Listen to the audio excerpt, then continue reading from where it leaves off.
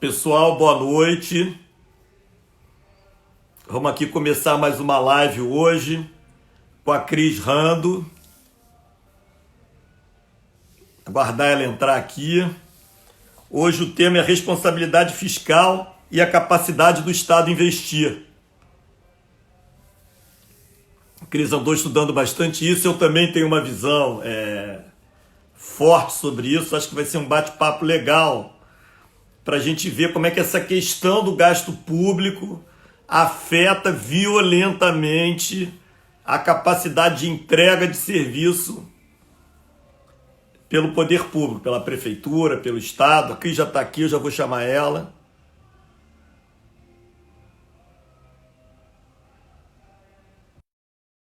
Pontualmente, às 18h30. Oi, Cris, bem-vinda. Oi, Fred. Tudo Tudo bem? bem? Tudo ótimo. E você? Tudo bem também, tudo tranquilo. Apesar de toda essa confusão que a gente está vivendo, né? De toda essa situação, eu não posso reclamar. Tô com a saúde boa, a família está com a saúde boa, os amigos também. Graças Então, a Deus, aqui também controlado. é, Tem um caso é mesmo. da família do irmão da minha mulher, né, do meu cunhado, que tem uma Sei. filha médica com uma Putz, bebezinha. E aí ela estava com suspeita de estar infectada, deixou a bebezinha na casa dos pais para eles tomarem conta. E eu acho que ali infectou todo mundo. E puxa, o que pai dela loucura. está internado, meu cunhado. Mas tá bem, tá. Mas Aham. é grupo de risco, né? Porque tem mais de 66 anos de idade. Tem que ficar sob observação, né? E aí a gente aí Ah, tá acompanhando o primeiro caso próximo. Eu tive uma sobrinha, mas que vive nos Estados Unidos, que teve também lá, mas aí aham. não teve nada demais. A gente, na verdade, não tem como saber se a gente já teve ou não, né? É Porque, por verdade. exemplo, eu sou próxima de gente e convivo com pessoas que, pelo menos 6 estão contaminados, tiveram a contaminação assintomática. Então, pode ser que eu já tenha tido, mas a A gente não consegue probabilidade de fazer eu ter tido teste, é né? mínima, porque eu não tive perto de ninguém que tenha tido. Aham, E eu tô desde o dia 18 aqui aham. dentro de casa, não saio para nada, né? Tá. Tem visto, Igual. alguém sai, minha mulher sai, né, para fazer eventualmente compras, mas a gente É, toma todo cuidado na entrada e na saída dela. é isso mesmo. É isso. O pessoal tá Cris, falando oi aí. Oi, tô vendo Sandra. aqui a Alessandra, a Márcia, Oi, Dulce, Dulce. Bessane, nossa turma É, aí. Já estamos com o Ibopezinho já crescendo, vai crescer mais. é Olha isso só, aí. eu estou tendo um aumento de seguidores por reunião, por dia, É. da ordem de 200. Tá Por sendo dia? por dia, está sendo Que bem maravilha. legal. É Aham. claro que eu peço aqui a todo hora, por favor, chamem a turma para me seguir, chamem para seguir a Cris também. E Cris, eu Aham. vou começar aqui hoje, também invertendo um pouquinho a ordem, deixando você se apresentar, você tocar o barco. O É, nosso tema é responsabilidade fiscal, não é isso? E por é outro isso. lado, a capacidade de investimento do poder É. público, né, e do serviço público, né? Esse tema para mim, Fred, é um tema, para mim é o tema mais importante, de princípio, porque sem dinheiro a gente não faz nada, né? Sem É. recurso, não é só dinheiro, é recurso, mas o dinheiro em si é o que garante que a gente consiga os recursos. Dinheiro e criatividade, né? Ô, Cris, olha só. Eu É. lá desde o tempo das lojas americanas, lá atrás, a gestão das lojas americanas na época, isso lá, anos 80, nós éramos acusados de não entender de varejo e de só entender de finanças. Olha só. E a gente sabia, a gente fazia a conta global. Na verdade, o negócio sempre envolve finanças. Até mesmo para precificar, ainda mais num ambiente de altíssima inflação, Uhum. você tinha que ter muito em conta a questão de vencimento de preço, né? Muito bem. Aham. Resumo da ópera, Cris. Daquele tempo, olha só, vou te falar, Mesbla, Mapping, né? Casas Pernambucanas. É. Quem sobrou? Só Flamengo. vocês. No Flamengo, a mesma coisa. Esses caras só entendem de finanças. Aham. É, Olha só o é, resultado. mas que não é isso, não é verdade. É que finanças é crucial dentro de casa. Exato. Pensa bem, você Exato. gastar mais do que você ganha, qual é o resultado final dessa história? Vai dar É certo? isso. Não tem como dar certo. É Então tem isso. algumas coisas que você tem que tomar um cuidado básico, né? É aquela questão, Uhum. você tem que se alimentar bem, né? Balanceado com qualidade, para você isso impacta em tudo. Impacta na saúde, impacta em você ganhar conhecimento, você tem que estar com corpo são, não é isso? É isso. Aí você não cuida do corpo, você não cuida das finanças, o resto você vai ter muita dificuldade de fazer, porque você vai morrer no meio do caminho, né? Você não vai ter aquela possibilidade. Isso em qualquer lugar. É numa Uhum. empresa privada, é num clube de futebol que não tem fins lucrativos, mas precisa para ter um bom time de ter grana, e é no poder público também, né? Exato. Eu É, estava escrevendo, eu fui perguntado ontem ou anteontem sobre como sair do coronavírus. Olha, se eu estiver falando demais, você me interrompe, porque eu sou fogo da manda boca. ver. Fala assim, mas e aí? O que você quer? Como é que a gente vai enfrentar essa crise do coronavírus do ponto de vista social e da economia? Aí eu sempre sou um cara assim, que eu sempre fico pensando no agora e no depois. O agora, eu acho que não importa o que a gente fez para trás, eu acho que a gente falhou muito no planejamento, né? A gente não, porque eu não estava lá, mas os É, governos, né? é. Esses políticos daí que ficam pensando muito em eleição e ficar batendo boca e cabeça e não antecipam as coisas. Mas o que nos resta é cuidar para minimizar o dano tanto na saúde como na capacidade de ganhar dinheiro das pessoas para elas poderem comprar comida, alimentar as pessoas. É isso, no momento é isso. Então fazer testes o máximo que puder, isolar as pessoas contagiadas para que elas não contagiem mais gente e É. tratar o melhor possível para morrer menos gente possível. Número um. Do outro lado, retomar o mais rápido possível, não estou falando para retomar louca nem nada, onde for possível a economia, Uhum. para permitir que as pessoas se autossustentem, né? Muito bem. Mas e depois? Né? E depois e no caminho? Eu não acredito que a gente vai ter uma retomada econômica rápida. Não acredito. Também não. Também não. Vai ser duro. Muita empresa quebrou, Uhum. as linhas de produção se desmontaram. Eu não acredito que um monte de gente vai sair na rua para ir para restaurante, sabe? Para fazer compras daquilo que não é absolutamente essencial. Eu não acredito. Vai Isso. demorar. E Isso. aí? Como é que faz com essa turma, principalmente mão de obra pouco qualificada? Vai continuar dando dinheiro para eles não trabalharem? Ou é melhor inventar alguma coisa para dar trabalho para eles, já que vai gastar o dinheiro, é melhor gastar trabalhando, produzindo alguma coisa. Essa é a minha É cabeça. isso. É, exato. E aí, qual é o papel do Estado? Assim, se eu tivesse aqui, que eu estaria... Nós estamos num momento de crise. No momento de crise é de fazer grandes transformações. Qual é a grande transformação? Reduzir o custo do Estado. Exato.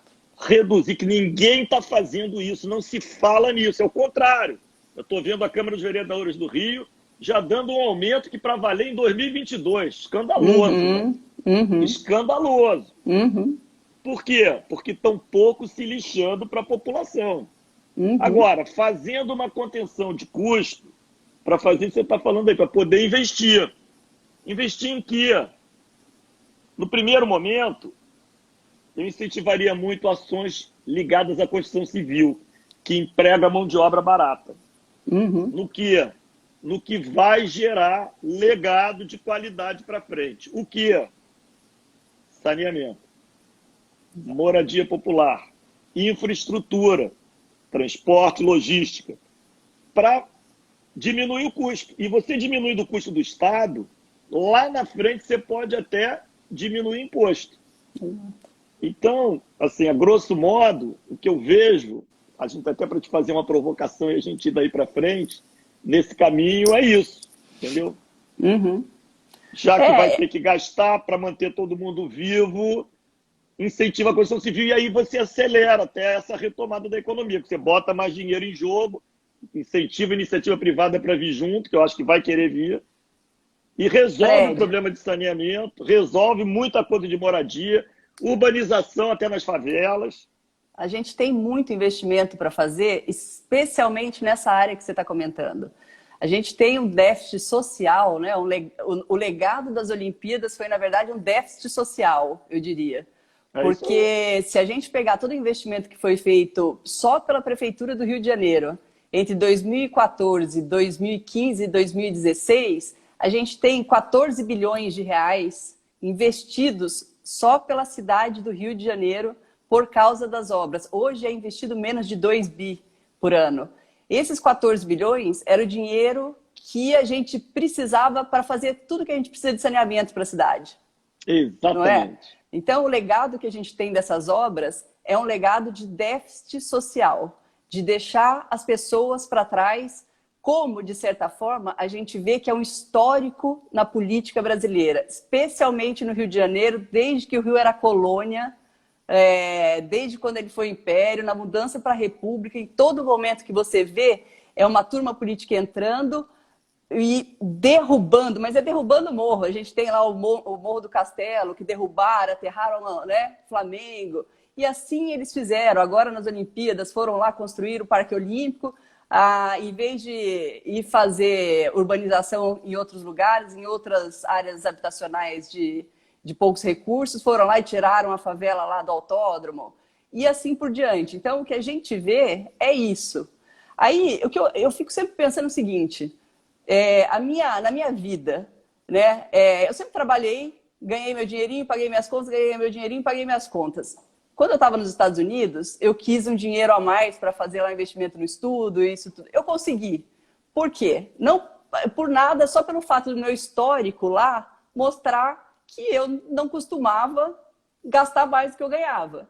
Então, que com o meu histórico, depois de um tempo, eles sabiam que eu ia conseguir repagar aquele valor que eu tinha pego emprestado.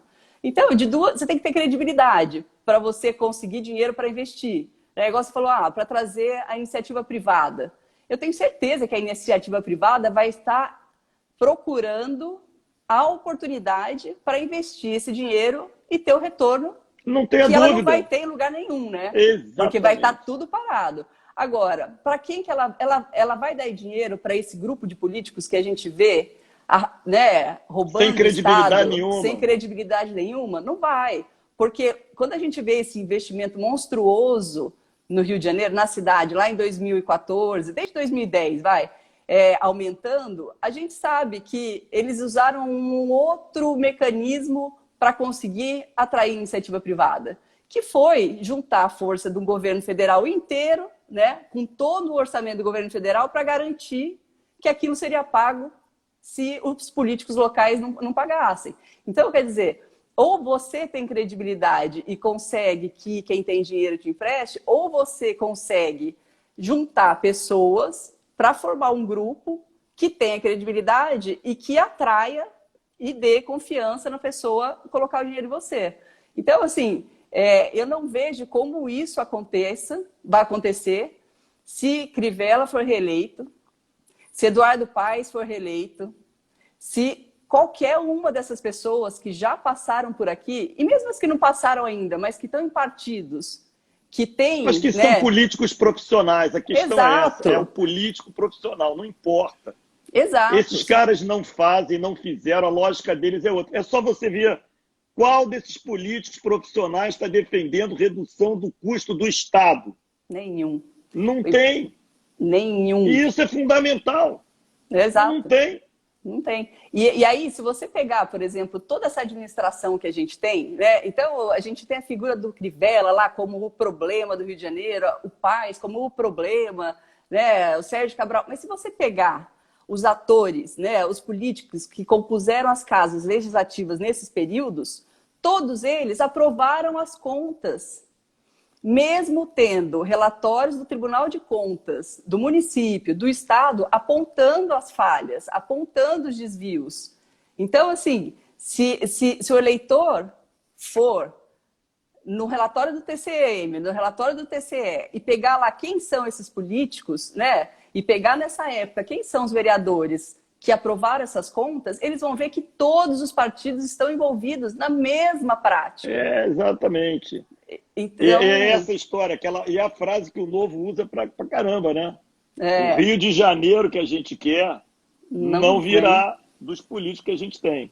Bom, nós Exato. já começamos aqui mandando brasa já no assunto, mas, Cris, eu vou pedir para você gastar um tempinho se apresentando, falando para a turma quem você é, a tua história, rapidinho, 5 minutos, e a gente continua, porque tem muita pergunta aqui. Legal, legal. Eu vi que o pessoal que está entrando, eu conheço bastante gente, e Legal. aí, com essa minha história no Novo, né, eu acabo me sentindo meio que em casa. E esqueço que tem muita gente, né, que participa, que está chegando e que não nos conhece ainda, e assim por diante. Bom, meu nome é Cristina Rando, eu nasci e cresci no interior do Paraná, norte do Paraná, perto de Londrina. Eu costumo brincar, porque normalmente eu falo o nome da minha cidade, Bandeirantes. Aí ninguém conhece Bandeirantes. Eu falo, você conhece Londrina? Ah, todo mundo conhece Londrina. Eu falo, então, Londrina faz parte da grande Bandeirantes. Então, pronto. Bom, é uma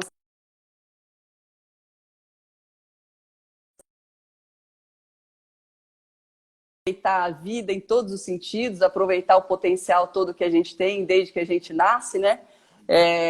Tanto na parte de socializar, quanto na parte de estudar e se dedicar a trabalhar. Meus pais sempre trabalharam muito. Então, eles sempre viajaram muito e esse estímulo todo resultou de eu sair dali com meus 17 anos e ir para São Paulo para estudar Direito.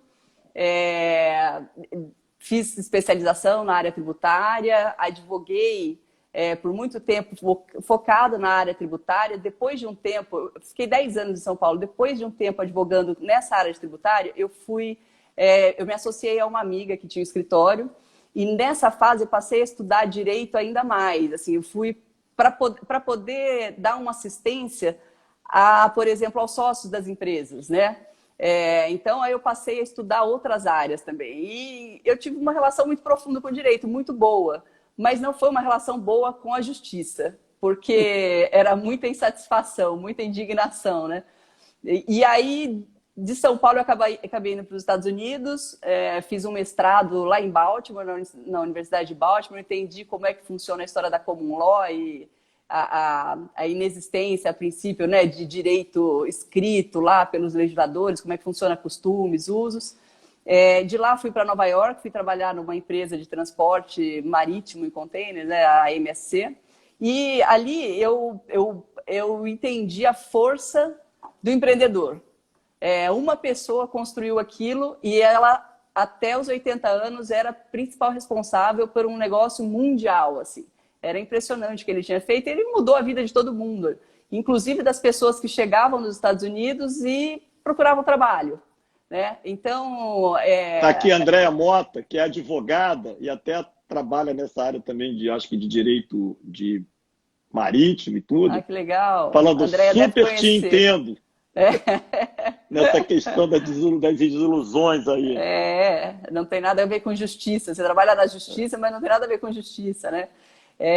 Então, aí passei esse tempo nos Estados Unidos, fiquei 6 anos lá, tive a experiência de como é viver num lugar seguro, em que você sabe como sua vida vai ser nos próximos 10 anos, parece que você consegue se antever qual vai ser o seu futuro ali.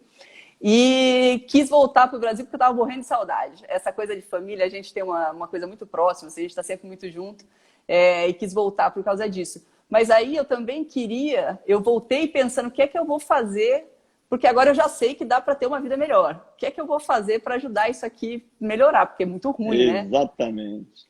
E aí eu vim com a ideia de montar uma empresa, comecei a pesquisa na área de cabotagem, porque eu voltei na MSC. E eu conhecia o drama da MSC com a questão de transporte rodoviário, para poder fazer a carga chegar até o navio.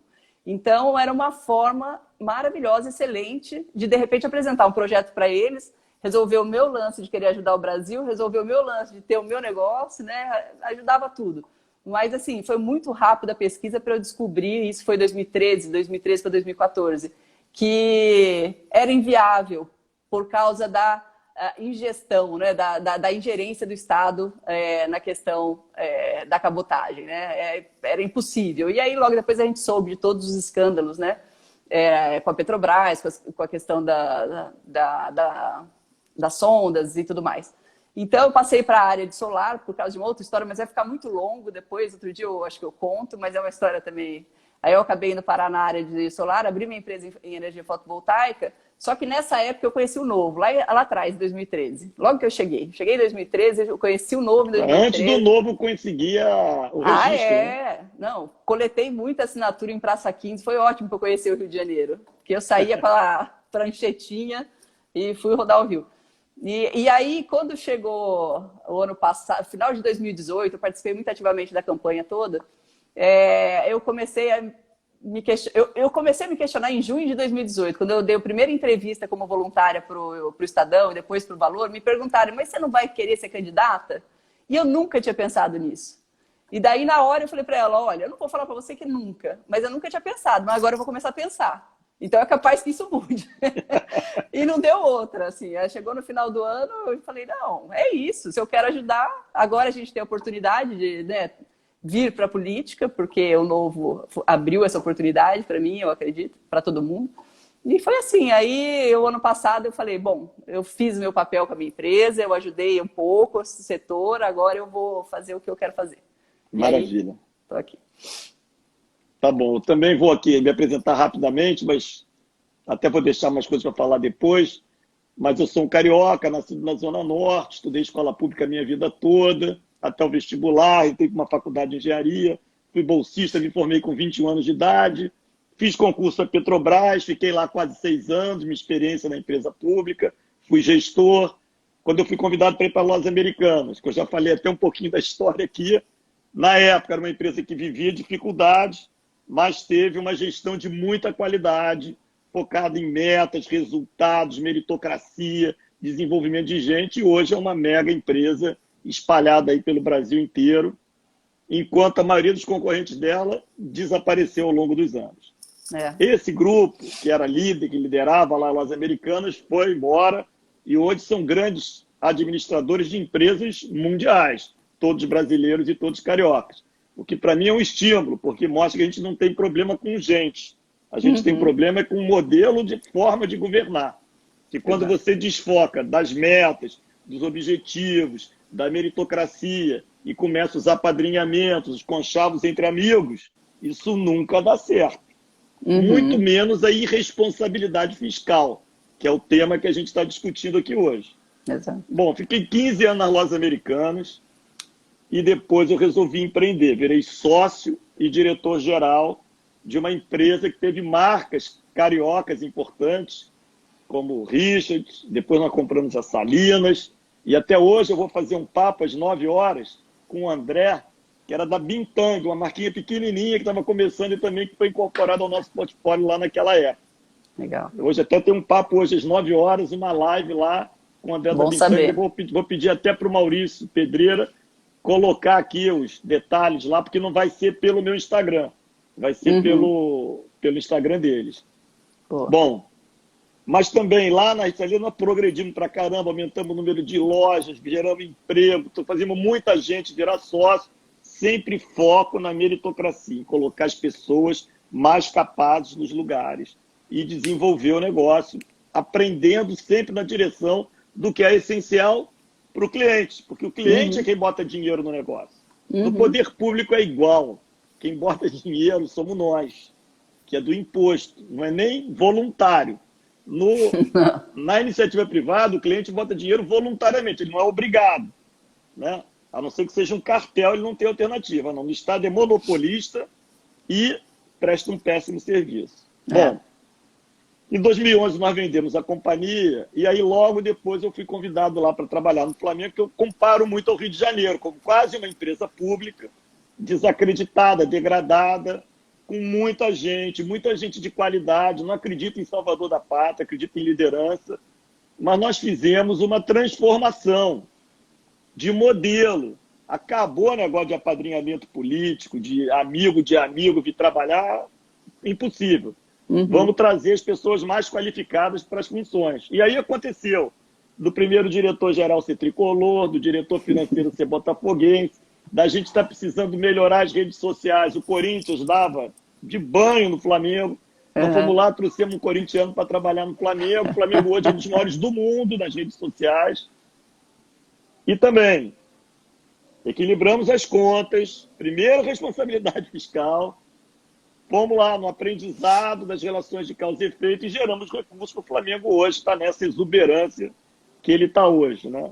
E isso é que me chamou a atenção para, eventualmente, fazer alguma coisa pela cidade do Rio de Janeiro. E o caminho é a política, não tem outra. Exato. Mas não é a política como esses políticos que estão aí, que o que eu acho que eles fazem é politicagem, não é política. É projeto de poder pessoal, que é o contrário do que o Novo prega. Então, nesse processo em que eu fui avaliar se dava, se não dava, eu conheci o Novo, que não aceita privilégio, não aceita uso de dinheiro público, entende que o custo do Estado deve ser pequeno, que é para ter investimento e entrega de serviço de qualidade para as pessoas. Então, assim, um alinhamento total e cuidados de compliance, que eu chamo, de não permitir a mistura entre administração partidária e candidaturas, a ter processo seletivo para encontrar as melhores pessoas para os lugares. Bom, no Novo eu participei da campanha do João, da campanha do Zema no segundo turno, da transição do governo do Zema, acompanhei a bancada federal, acompanhei o governo do Zema, mas no começo do ano passado, 2019, eu resolvi sair da estrutura partidária e colocar o meu nome à disposição do partido, entrando no processo seletivo para a prefeitura. Fui o único aprovado, temos que esperar a convenção partidária para formalizar uma possível candidatura, mas a probabilidade é razoável de que eu venha a ser o candidato. E para o Rio de Janeiro eu prego poucas coisas muito enfáticas. A primeira é acabar com a bagunça, que começa pela organização das contas públicas, né? E que afeta a saúde, afeta a educação, afeta a rua, afeta a mobilidade. Ou seja, pensou no Rio de Janeiro, a gente já pensa logo na bagunça, infelizmente. E para acabar com a bagunça, choque de gestão e tolerância zero com a corrupção. Choque de gestão, não ter cabide de emprego, colocar as melhores pessoas no lugares certos, ter metas claras, acompanhar essas metas, desdobrar e negociar essas metas, esses objetivos, por regiões, descentralizar, permitindo que a população participe muito mais e que você tenha um governo realmente focado no interesse das pessoas que usam o serviço público. E tolerância zero com a corrupção, a gente já sabe. A gente está vendo aí. Tem montagem de hospital aí pelo governo do Estado, 8 vezes mais caro do que São Paulo, sem licitação. Nesse momento, é preciso que não tenha licitação. O que não pode é comprar por 8 vezes o preço, não ir comparar. E quando vem o questionamento, ele vai lá e tira do portal da transparência, acaba com a transparência. Então, isso envolve a transparência. E tolerância zero com a corrupção para a gente não permitir que o rouba mais faz fique aí. Ou que o não faz mais rouba fique. Ou que o não faz porque não sabe fazer também fique. Que é a mistura do que a gente tem tido aí ao longo de anos, anos e anos. E isso é o que explica o resultado que a gente tem. E aí a gente pode conseguir fazer a saúde funcionar com o dinheiro que tem. Um dia a gente vai falar, a gente já falou sobre saúde, é uma barbaridade que tem de oportunidades na área de saúde sem gastar nenhum centavo a mais. Com tecnologia, método, seriedade. Facilitando a vida do empreendedor, enxugando o Estado, dizendo mais sim do que não, facilitando e tornando essa cidade competitiva para atrair negócios para cá. E na educação, que é a missão da prefeitura, a educação básica, creche, pré-escola e o ensino fundamental, até o 9º ano, ou seja, até uma criança jovem chegar a 14, 15 anos de idade, se ele não for reprovado, de uma qualidade que permita que essas pessoas gostem de ficar da escola e que entrem no mercado numa condição de competição e igualdade com qualquer um. É isso. Fred, e olha, eu sabe que eu acredito que isso pode ser feito mesmo e rápido, assim, não é que é rápido de hoje para amanhã, não é isso.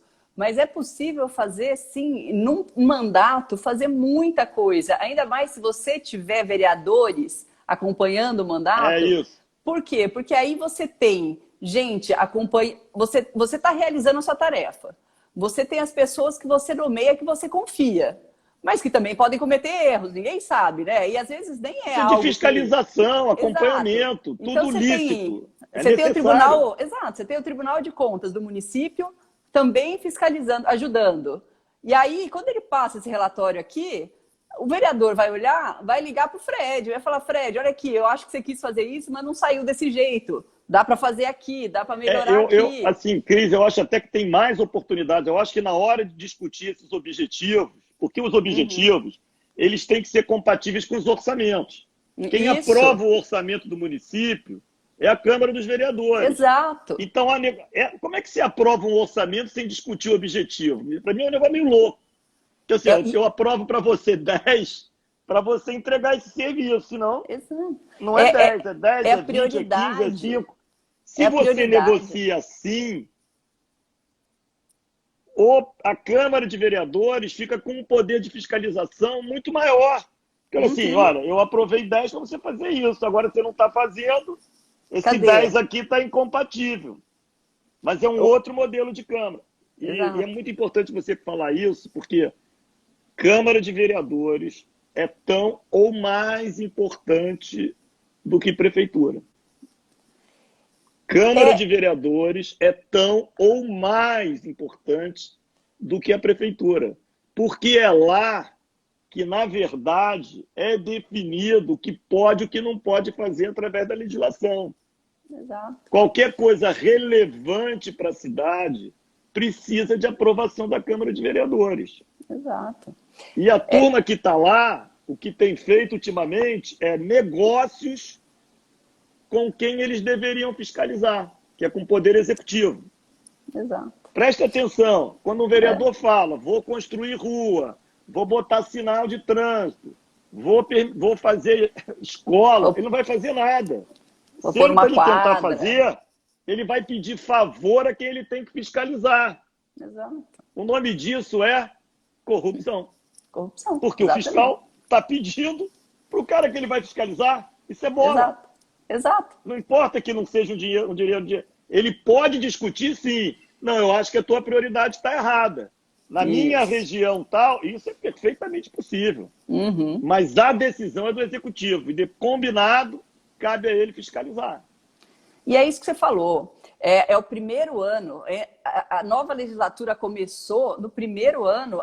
A prioridade é a discussão do orçamento, lei de diretrizes orçamentárias, plano plurianual, para que haja uma aprovação e para que tenha a discussão desses objetivos que você comentou, para que tenha como se fazer uma fiscalização lá para frente.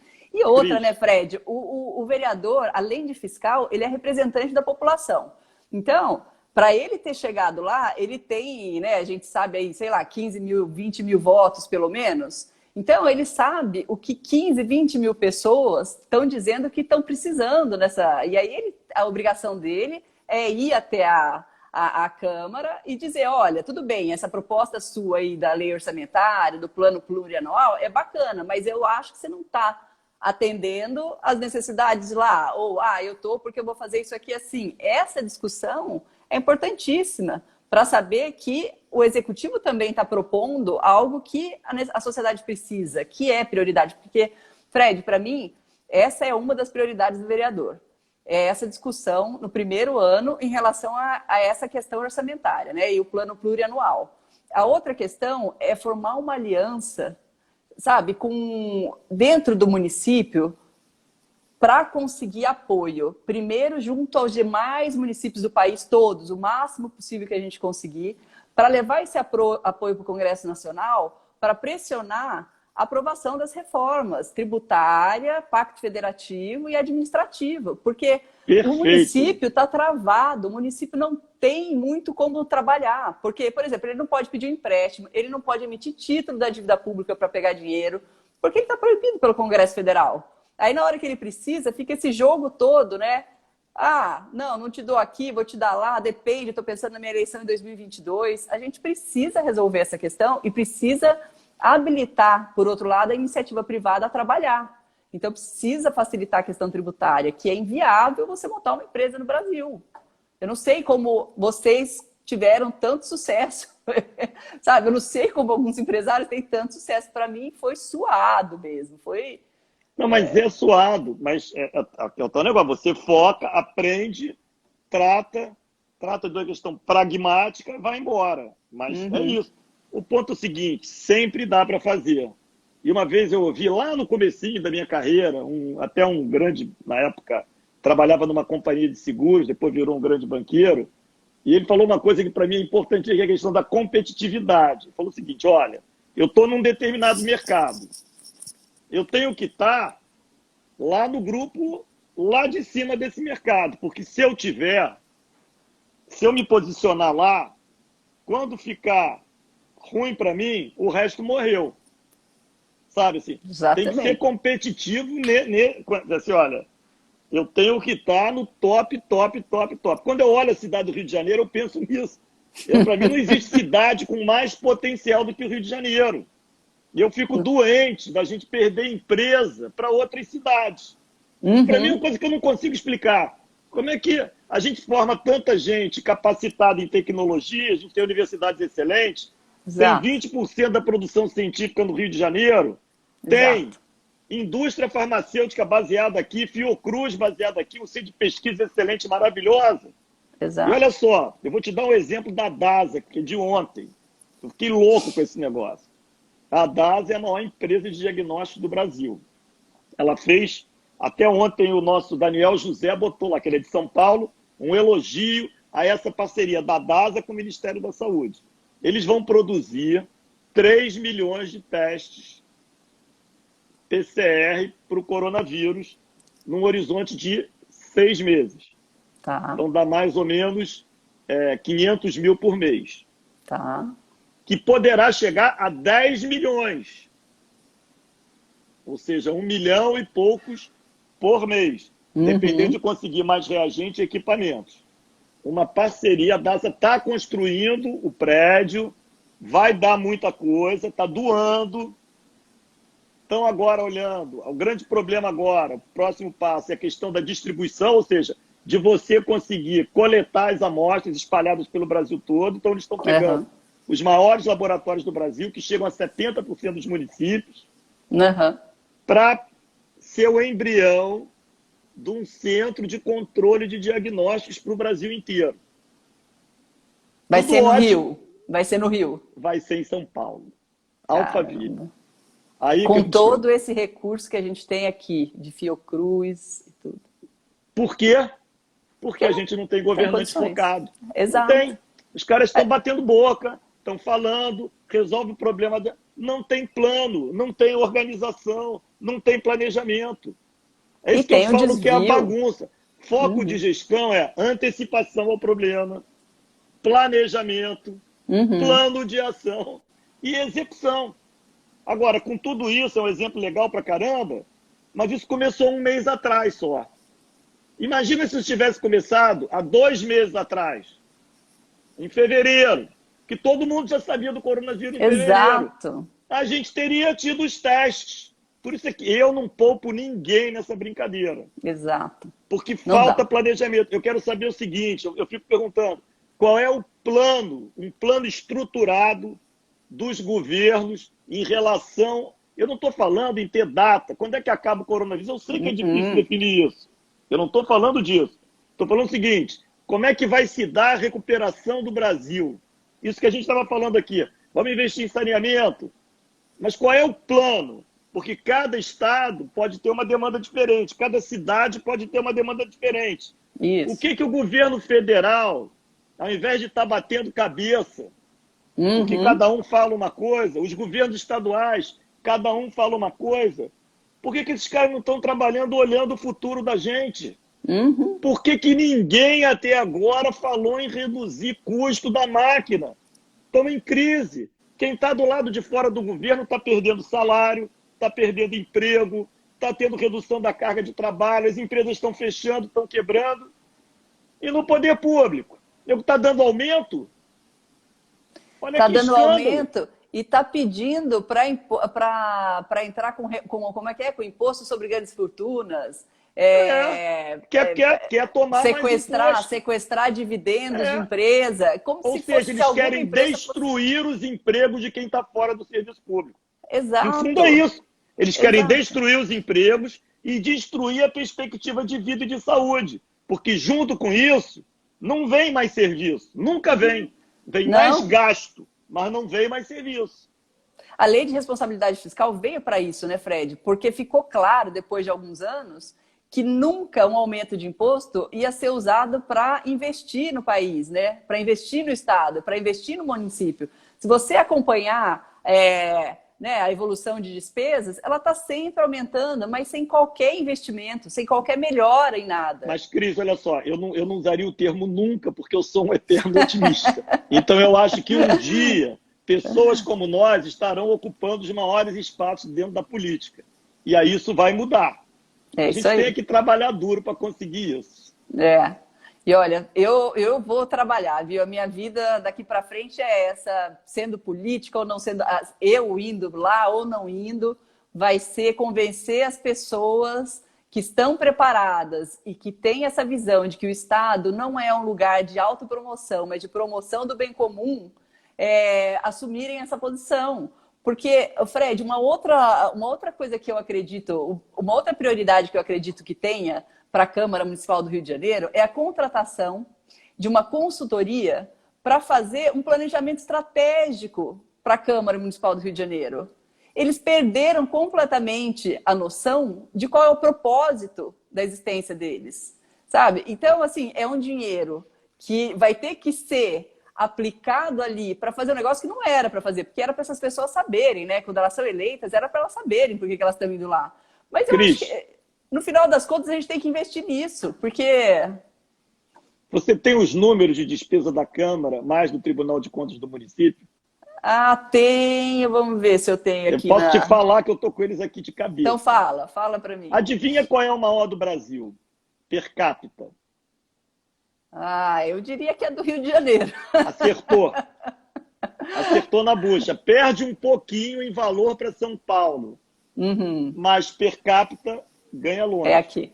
A gente gasta aqui, nessas duas contas juntas, 800 e poucos milhões de reais por ano. Você sabe quanto gasta Belo Horizonte, que é uma cidade muito menor que o Rio de Janeiro, né? Sabe quanto gasta? Não. 140, 150 milhões. Eu acho que a primeira coisa é assim, vamos trazer... Eu sou competitivo para casa. Você falou, como é que você sobrevive? Sobrevive assim. Caramba, se eu gasto 800, alguém gasta 150...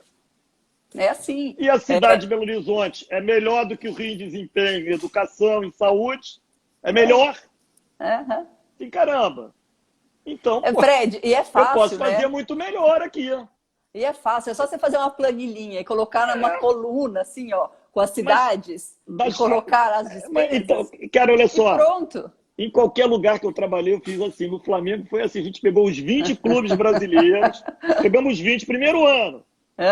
Balanço de todo mundo, quanto cada um ganha de receita, quanto gasta, onde é que ganha o dinheiro, onde é que estão as grandes diferenças para o que o Flamengo está conseguindo.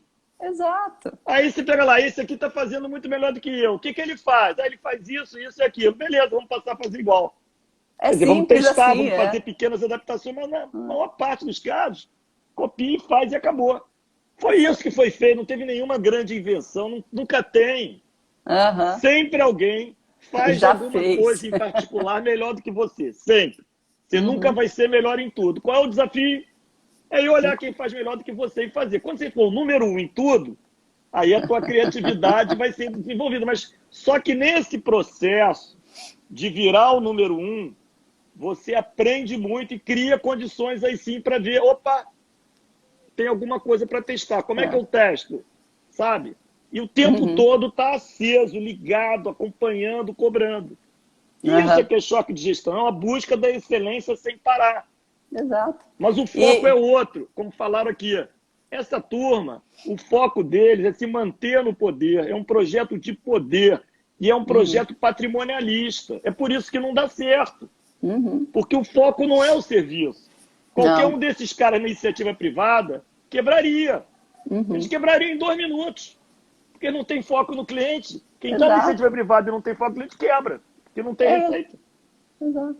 E olha, eu estava dando, né? Eu estou estudando bastante. Uma das coisas que você pega lá em relatório de TCM é apontando assim, tanto na Secretaria da Educação quanto da Saúde, pedindo para a prefeitura fazer uma planilha de controle dos editais. Ou seja, eles não têm uma planilha de controle de editais, sabe, do que eles compram. Então, é isso que você fala, é uma bagunça, é uma baderna. Então, tem muito trabalho para fazer, é só querer e as pessoas, e convencer as pessoas, né, Fred? Nosso maior trabalho é conseguir alcançar as pessoas, especialmente nesse momento de pandemia, e convencê-las que, apesar disso que a gente está passando e da dor das pessoas, né, da dor que elas estão enfrentando, que é a hora, sim, de falar em política, que é a hora, sim, mais do que nunca, de entender que isso está acontecendo também, né, a pouca assistência que a gente está tendo, também pela falta de capacidade e de boas intenções dos nossos políticos, né? Então, a gente está próximo de uma eleição, as pessoas têm sim que se revoltar, que se indignar e falar de política. E entrar em campo, vir para cá. Exatamente. Porque é difícil gente que esteja a fim de entrar em campo. Exatamente. É isso mesmo. Estou vendo que tem uma participação enorme, né, Fred, de todo mundo. Muito legal, todo mundo falando. Eu queria ver se o Maurício Pedreira está aí para colocar aí onde é que vai ser a live. Vai ser hoje às 9 horas da noite. Que eu não tenho como entrar agora no meu... Que eu estou aqui no telefone usando e eu não tenho como entrar. Eu acho que eu tenho aqui, quer ver? Deixa eu ver aqui. Às 9 horas da noite... deixa eu pegar aqui. Às 9 horas, choque de gestão, André Bintang. Como é que é você, André Bintang? André, tracinho, underline? Ele não aparece aqui no convite que eu tenho. É André Então procure Bintang. aí o André Bintang. A Bintang foi uma empresa que fez parte lá da minha sociedade, lá atrás. E vai ser muito legal. Ele é um cara especial e tem lá um roteiro falando sobre gestão, da minha vida toda como gestor, também um pedaço do Flamengo. Eu acho que vale a pena quem puder acompanhar e também chamar a gente para acompanhar. Sem dúvida, sem dúvida. Cris, eu acho que você já pode começar suas considerações finais, falar tudo que você quer falar, responder alguma pergunta que você tenha achado aí legal.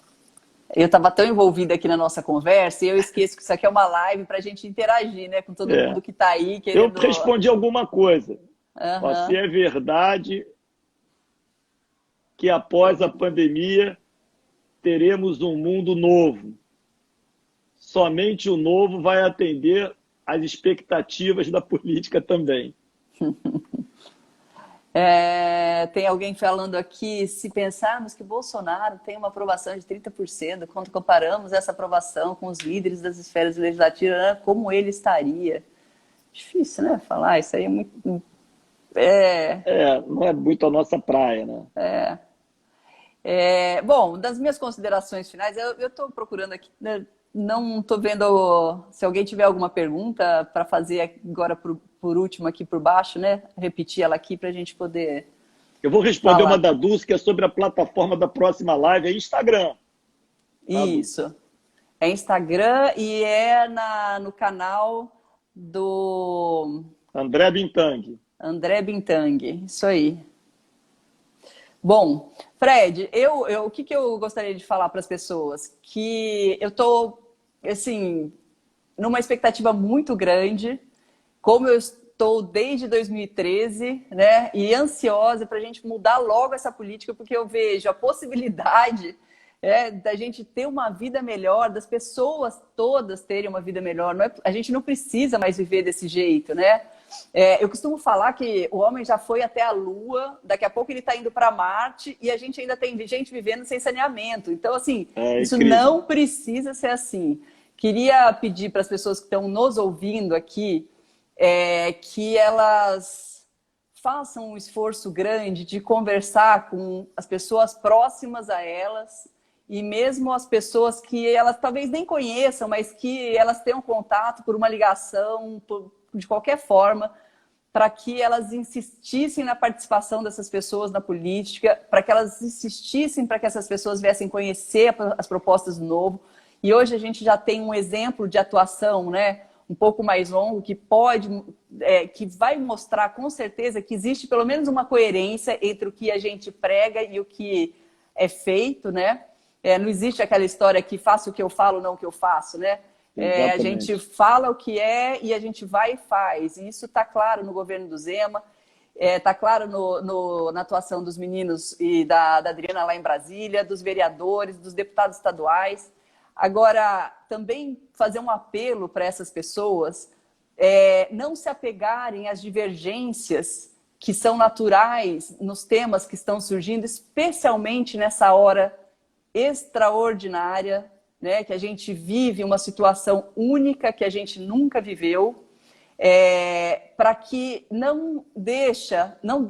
para que eles não deixem essas divergências tomarem lugar do debate maior, que é a credibilidade, né, que o Partido Novo trouxe para a esfera política. Perfeito.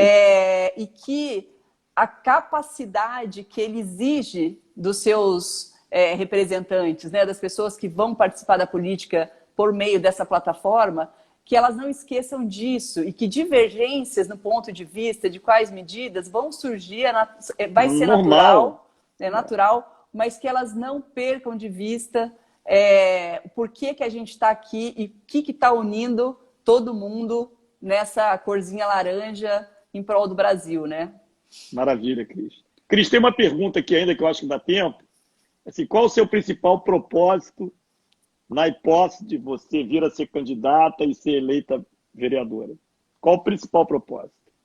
Fred, o que eu acho que tem que mudar lá, a primeira coisa que tem que mudar na Câmara é essa questão da responsabilidade fiscal.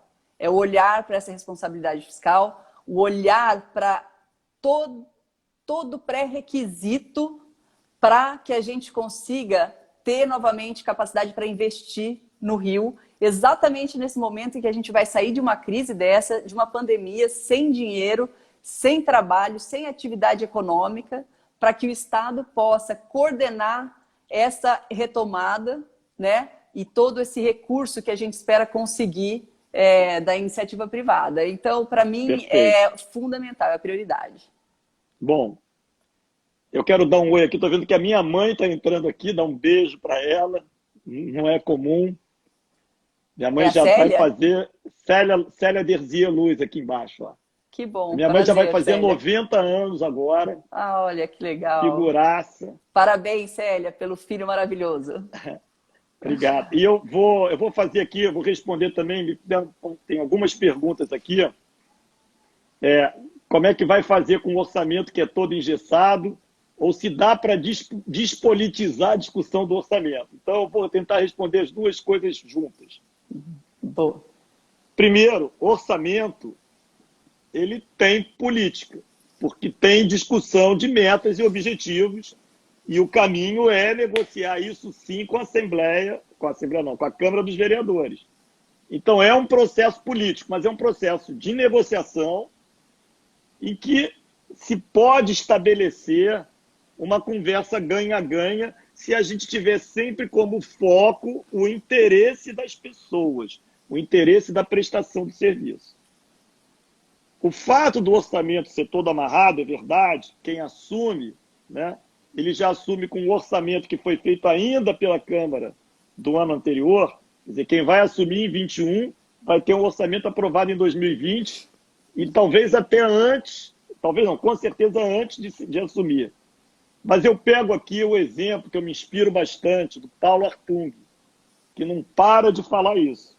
Ele falou que quando ele assumiu o governo do Espírito Santo, lá no momento mais crítico, ele falou, olha, eu fui procurar, já na transição, os poderes.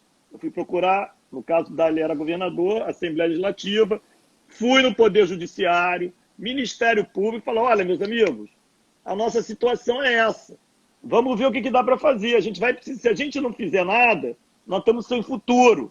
E ele conseguiu pré-combinar muitas coisas e, inclusive, uma certa liberalidade para uma parte daquele orçamento ser reorganizado em função de novos objetivos que seriam estudados ali na transição. Então, é isso. Não tem como não ser político, e nem deve ser, porque a independência dos poderes é bem feita. O que é mal feito, infelizmente, são os políticos que nós elegemos.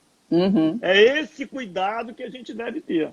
Exato. Quanto mais técnicos, quanto mais qualificados, e por isso o novo tem processo seletivo, forem os nossos mandatários, mais chance de qualidade nos serviços que a gente vai prestar.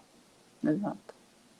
Para acabar, né, vou pedir a vocês a mesma coisa que a Cris falou, que vocês nos propaguem nas redes sociais de vocês, que vocês tragam mais gente para nos seguir, para nos acompanhar, para conhecer, para debater. Aqui não tem Salvador da Pátria, nós vamos fazer juntos. Mesmo que a Cris não seja candidata ou não seja eleita, ou que eu não seja candidato, o Novo é uma instituição que está acima de todos nós.